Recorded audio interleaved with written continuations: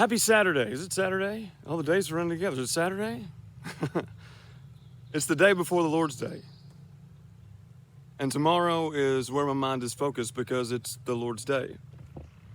I have other things that I need to be doing, I guess you could put it that way. Other things on my mind, fields to spray, plant. But tomorrow is the Lord's Day. And that's where my mind is focused, and I hope that it will continue to be the case until my last Sunday upon this earth. That tomorrow is the Lord's Day, and I'm focusing on Him.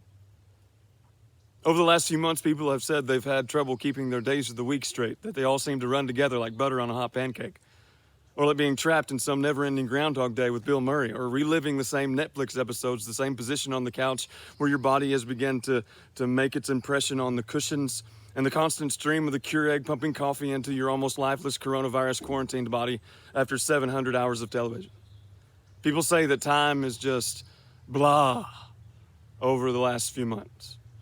And Job's words have become very clear. Man's days are really few and filled with trouble.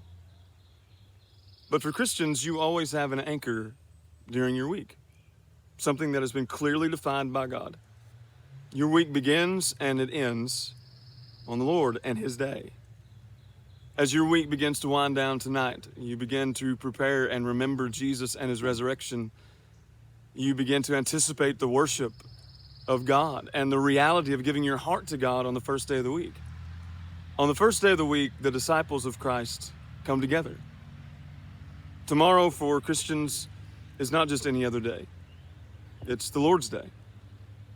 No matter what's going on in my life, no matter what's going on in the world, tomorrow is the Lord's Day. That's the way Christians view this world tomorrow. Whether we're at war, having conflicts across the planet, whether we are at peace, whether we have global disasters and viruses or storms are in the forecast for tomorrow, or if there's a reported swarm of murder hornets in West Kentucky, it doesn't matter. Tomorrow is still the Lord's Day. Nothing changes that. It's a constant anchor for us because that's how we've been told to view every week. We've been given by our Creator. It is His day. Every week begins with God. Every week ends focusing on the same. It's our view of time. Our view of this world has been given by God. Every first day of every week is the Lord's Day. That's how we view time. God has anchored that truth in God-given all of time concrete. That's what I want you to see. I want you to see how much this whole coronavirus deal has exposed how some have shifted in their behaviors and even shifted away from that foundation, and how those who claim to have their eyes on God and have their faith in Christ, have their trust in God and His Word, all of this has challenged how we view this world. This has challenged all of us. And it's also exposed and challenged how Christians view sickness or health or personal comfort or personal safety, or even how we view death. Who's responsible for what and control of what? And it has caused a lot of people to seriously question what is important to me, what is necessary in my life, what's expendable in my life, what's plastic in my life. And it's exposed things that have not moved, because God has placed them firmly into our hearts and minds, those truths that will never change. And we are that tree that is planted beside the rivers of waters, and our roots are drinking from His stream, and we are growing strong. Now, this ain't no honeymoon for most people. This isn't a vacation away from people, which some of you introverts have enjoyed immensely, your time away from people. People having to stay 6 feet away from you, and you get to wear a mask so that you can make whatever face you want at them underneath it. But this isn't a relief to most people. This is one of those worried about the future, worried about paychecks, anxious about health, about the future kind of trials which come up in this life, and this will not be the last one. But there is this constant anchor in all of this, like that tree growing its roots beside the river of water. It's kind of like when you look out over the Grand Canyon. It's an anchor that never moves, a picture that never changes. Though everything else in the world can be crashing around it and flying around it, it's how God has explained this world to you and me as Christians.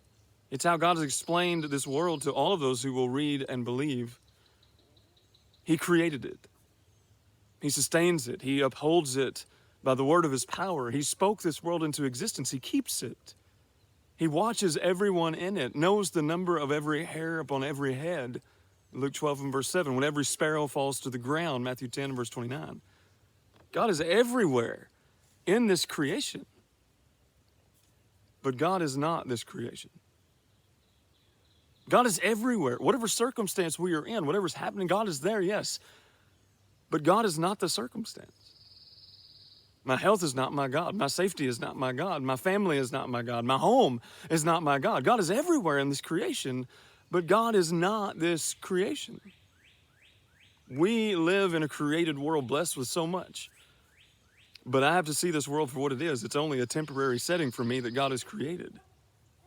I have to see my health for what it is, something that will not last, that my health will fail someday, that I will lose my life to something, or maybe I'll just die of old age. I may die of something tomorrow or just die 5 decades from now.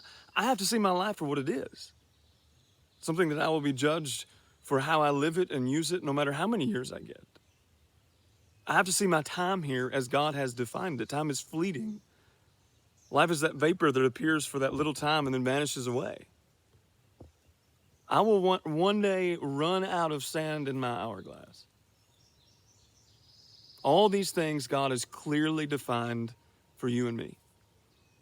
It's how God has told me and you to view the world, and I believe Him over all the other noise, all the other news, all the other people who think they have it figured out. And here's what I want you to think about. This virus has become so many people's God.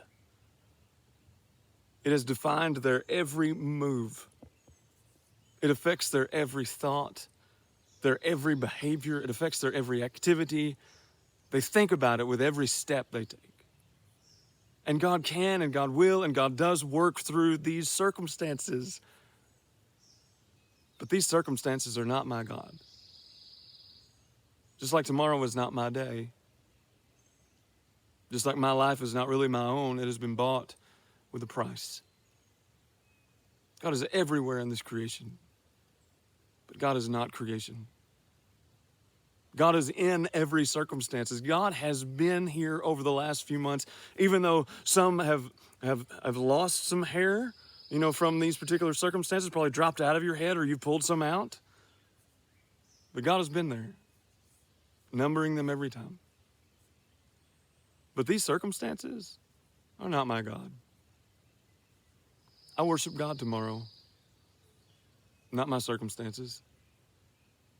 I worship God tomorrow, not my health, not my family, not my stuff. I worship God tomorrow. Tomorrow is the Lord's day. Let Him be your anchor, and you will truly find rest for your soul.